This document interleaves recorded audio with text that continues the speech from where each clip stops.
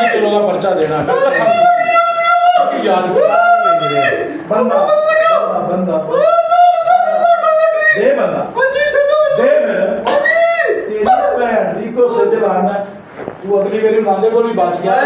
दो बारी ਇਹਦੀ ਮੈਂ ਮੁਖਬਰੀ ਲਈ ਮਾਚੀ ਦੀ ਮੈਂ ਧੀ ਨੂੰ ਉਹਨੇ ਮੰਦਾ ਰੇਡ ਮੈਂ ਭੇਜਿਆ ਮਾਚੀ ਜਾ ਘਰ ਵੇਖ ਹਾਂਜੀ 57 ਦੀ ਤਰ੍ਹਾਂ ਸਾਡੀ ਚਲੇਗਾ ਹਾਂਜੀ आज ही देना बता ये वाक़या लाहौर थाना शेराकोट बंद रोड का है, जिसमें एएसआई जुल्फ़कार उर्फ जांगली